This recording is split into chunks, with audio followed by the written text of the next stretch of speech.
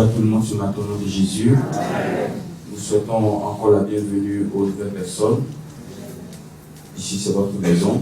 C'est la maison de tous ceux qui sont fatigués et chargés. Amen. Amen.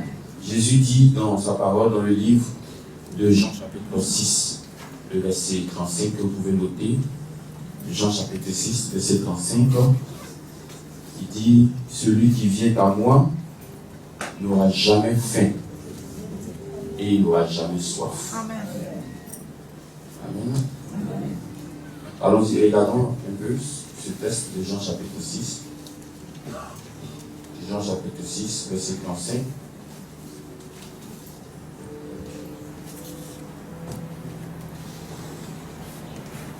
Jésus le dit, je suis le pain de vie. Celui qui vient à moi n'aura jamais faim, et celui qui croit en moi n'aura jamais soif.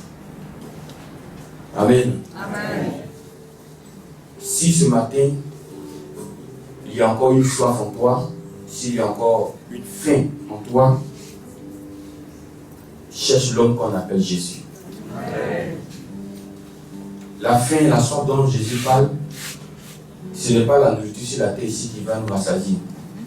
Ce n'est pas non plus l'eau sur la terre ici qui va te rassasier. Mais c'est Jésus qui va te rassasier. Amen. C'est lui qui va étancher ta soif. Amen. Amen. Il a croisé une dame au bord d'un puits. Elle venait puiser de l'eau chaque jour parce qu'elle avait soif. Mais la véritable soif de cette femme samaritaine n'était pas l'eau du puits. Sa véritable soif, c'était qu'elle avait un problème dans son couple, dans son foyer. Jésus l'a croisé 7 au bord du puits, là où il pouvait lui dire, donne-moi ton seau, je vais t'aider à puiser, puisque lui c'est un homme, elle c'est une femme. Mais Jésus a vu que le problème de la femme, ce n'était pas cette eau-là, mais c'était une autre eau.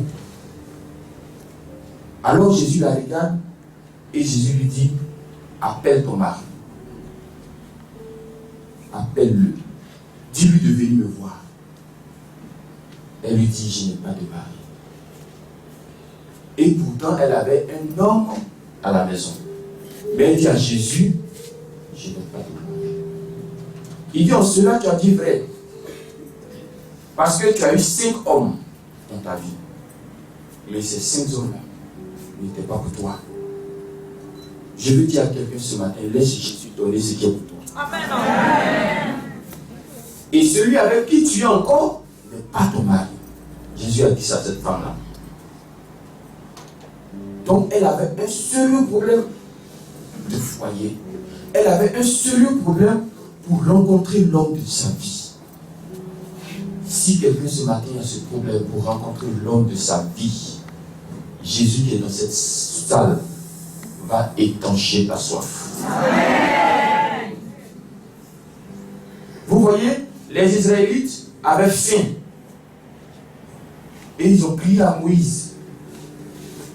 Mais la faim qu'ils avaient, eux, ils ne savaient pas qu'ils avaient plus faim spirituellement que physiquement. Pour eux, Dieu les a fait sortir d'Égypte pour aller manger dans le désert. Et pourtant, dans le désert, on ne mange pas là-bas. Dans le désert, c'est la consécration. Dans le désert, c'est l'apprentissage. Dans le désert, c'est la rencontre avec ton Dieu. Ce dont ils avaient besoin véritablement, ce n'était pas le pain qui allait tomber du ciel, comme le pain avec la farine que nous connaissons. Mais c'est Jésus qui allait les rassasier. Mais malgré qu'ils ont mangé ce pain-là, ils ont eu toujours faim. Il y a un autre pain qui est descendu du ciel qui s'appelle Jésus. C'est pourquoi il a dit, si moi vous me priez comme le pain de vie, vous n'aurez jamais soif, ni jamais faim. Gloire à Dieu. C'est pourquoi si tu es dans cette salle, ne cherche pas l'homme, ne cherche pas une église, ne cherche pas les fauteuils, ne cherche pas le climatiseur, ne cherche pas la beauté. Cherche Jésus qui a choisi l'homme de Dieu. Alléluia. Cherche-le ce matin. Il y a une chose qui est intéressante dans ce même verset de Jean chapitre 6, verset 36. Mais je vous l'ai dit, vous m'avez vu et vous ne croyez point. Tout ce que le Père me donne viendront à moi. Vous voyez? Donc, c'est-à-dire que c'est Dieu lui-même qui programme ceux qui viennent à Jésus. Il dit, tout ce que le Père me donne, ils vont venir. Ici, là, nous ne passons pas la télévision, nous ne passons pas la radio. Mais si le Père qui est dans le ciel a dit que tu vas venir ici, tu vas venir ici. Amen. Amen. Amen. Et si le Père en haut t'a remis dans les mains, parce que, comme je l'ai dit samedi, nous n'avons pas d'église. C'est même un abus de langage quand on dit mon église.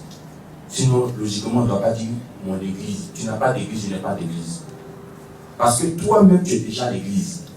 Mais comment toi, tu peux être l'église et puis tu vas dire je vais à l'église? C'est dans quelle église tu t'en vas? Donc, c'est un abus de langage. Mais comme on était habitué à ça, c'est pourquoi on dit ça comme cela. Sinon, on dit je vais au temple. Vous voyez, la Bible dit Jésus va au temple pour prier. Ils n'ont jamais dit dans la Bible Jésus va à l'église pour prier. Vous n'allez jamais voir ça dans la Bible. Ni dans l'Ancien Testament, ni dans le Nouveau Testament.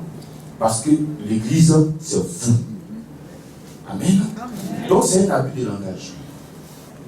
Donc, l'église, c'est toi. Et la tête de cette église, c'est qui? C'est Jésus. Si lui est la tête, toi, tu peux être le pied.